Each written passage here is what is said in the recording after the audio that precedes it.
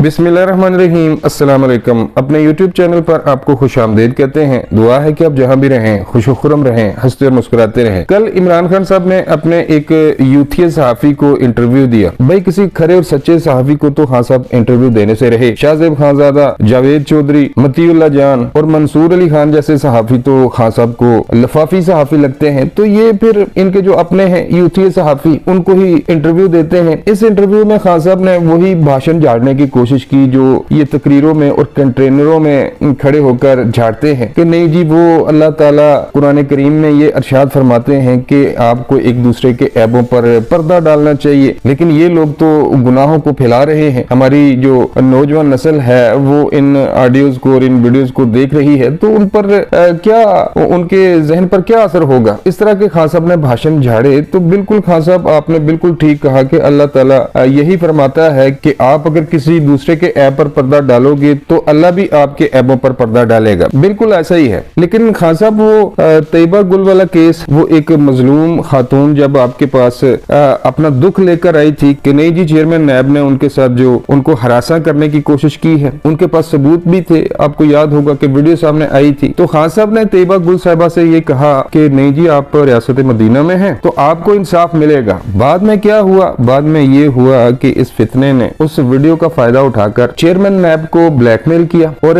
इस पर जो केस थे इमरान खान पर वो खत्म कराए और अपोजिशन पर झूठे केस बनवा दिए। उस वीडियो को बेस बनाकर जो वीडियो सामने आई थी तैयबा गुल और उस वक्त के जो चेयरमैन नैब थे, तो तब आपको कुरानी आयात या फिर अल्लाह ताला के अहकामात याद नहीं आए? जब एक मजलूम औरत आपके पास इंसाफ के लिए आई, लेकिन आपने उस मजलूम औरत का फायदा उठाया, उसकी वीडियो को बेस बनाकर अपने केस खत्म करवाए और अपोजिशन पर झूठे और बेबुनियाद केस बनवा दिए। कहने का मकसद ये है कि कल वाले इंटरव्यू में इमरान खान साहब ने तस्लीम किया है, इन ऑडियोज की तरदीद नहीं की। जब हमने इस पे वीडियो बनाई खान साहब की मुबैना ऑडियो के बारे में, तो यूथिया कमेंट में उगलने लगे कि नहीं जी लफाफी है, मरियम नवाज ने इसको पैसे दिए हैं। ओ भाई, आपके खान में अगर इतना दम खम है तो कल वाले इंटरव्यू में ये चीफ जस्टिस ऑफ पाकिस्तान को ये कहता कि नहीं जी ये जो ऑडियोज आ रही है ये मेरी नहीं है, मेरी कैरेक्टर असैसिनेशन की जा रही है, मुझे बदनाम किया जा रहा है, मेरी शोहरत को नुकसान पहुंचाने की कोशिश की जा रही है, तो इस पर एक्शन लें, इसका फोरेंसिक ऑडिट करवाएं और जो लोग इसमें मुलव्वस हैं उनको कानून के कटहरे में लाएं। उसी वक्त आपकी सुनवाई हो जानी थी, लेकिन खान साहब ने ऐसा नहीं किया। खान साहब ने इस वजह से ऐसा नहीं किया कि ये झूठे हैं। जो भी ऑडियो आई है इससे ये साबित होता है कल वाले इंटरव्यू से कि उसमें बड़ी हद तक सच्चाई है। और अब इसके लहजे में आप देख रहे होंगे कि जो पहले जहर था खान साहब के लहजे में, वो जहर अब नहीं रहा। वजह क्या है? वजह यह है कि खान साहब को अपने काले करतूतों का पता है कि मैंने ये काले करतूत किए हैं। ऑडियो की सूरत में तो वो सामने आ चुके हैं और जो लोग ऑडियो सामने ला रहे हैं, भाई हम नहीं जानते ये कौन लोग हैं। ज़राए इस खबर की तस्दीक कर रहे हैं कि अब वो लोग इमरान खान की जो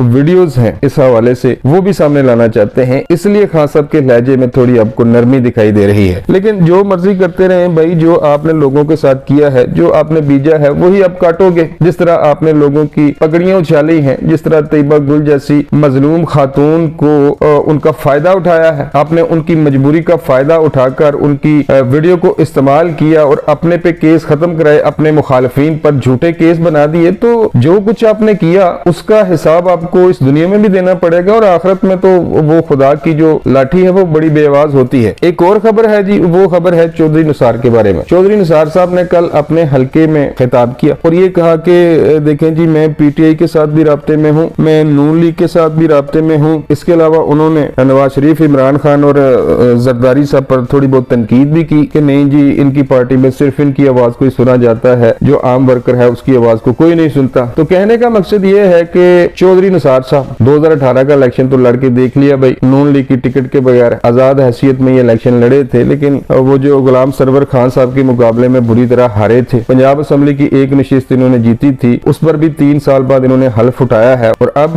जो टाइमिंग है, चौधरी निसार साहब जानते हैं कि भाई एक एक वोट की कदर है। चौधरी परवेज इलाही साहब को इत्मीनान का वोट लेना होगा, तो उस हवाले से आप कह सकते हैं कि चौधरी निसार साहब ने भी राब्ते शुरू कर दिए हैं कि जो बंदा ज्यादा इनको रिलीफ देगा, जो पार्टी इनको ज्यादा फायदा देगी, ये उसमें जाएंगे। बात करें अगर पीटीआई में शमूलियत की, तो भाई पीटीआई में अगर ये गए तो बहुत सोच समझ कर जाएंगे, क्योंकि खान साहब का जो अंदाज है, खान साहब का जो रवैया है, वो तो भाई जावेद हाशमी साहब साहब को उन्होंने पार्टी से 2 मिनट में निकाल दिया था। दूसरे जो पार्टी के सीनियर रहनुमा हैं शाह महमूद कुरैशी साहब और असद उमर जैसे लोग, वो तो उनकी इज्जत और कदर नहीं करते, तो ये जो चौधरी निसार साहब तो बहुत दूर की बात है। दूसरी तरफ अगर हम देखें मुस्लिम लीग नून को, तो भाई जब जावेद हाशमी साहब मुस्लिम लीग नून को छोड़कर चले गए थे, उनको मनाने की हर मुमकिन कोशिश की गई थी मुस्लिम लीग नून की तरफ से, लेकिन वो किसी की बात नहीं माने और पीटीआई में चले गए। लेकिन जब दोबारा उनको पीटीआई से निकाला गया, उन्होंने दोबारा राब्ते किए मुस्लिम लीग नून की क़यादत से कि मैं दोबारा मुस्लिम लीग नून में शामिल होना चाहता हूं, तो उन्होंने पार्टी में वापस नहीं लिया। और जावेद हाशमी साहब वो लीडर हैं जिन्होंने मुस्लिम लीग छोड़ने के बाद भी अपने कायद के हवाले से कोई सख्त बयान नहीं दिया था। और अगर चौधरी निसार साहब की बात करें तो ये तो बड़ी प्रेस कॉन्फ्रेंसें करते रहे हैं कि नहीं जी मैं तो शहबाज शरीफ को भी लीडर मान लूंगा, मैं नवाज शरीफ को भी लीडर मान लूंगा, लेकिन मैं मोहतरमा मरियम नवाज साहबा को अपना लीडर नहीं मानता। तो नून लीग में वापसी भी काफी मुश्किल दिखाई दे रही है। पीछे रह जाती है जी पाकिस्तान पीपल्स पार्टी। तो हो सकता है कि पीपल्स पार्टी वाले जो पंजाब में अपनी जड़ें जमाने की कोशिश कर रहे हैं, हो सकता है कि वो चौधरी निसार को पीपल्स पार्टी का टिकट दे दे। तो ये चंद अहम खबरें थी, सोचा आपको बताता चलो। मिलता हूँ किसी नई वीडियो में। अल्लाह निगहबान।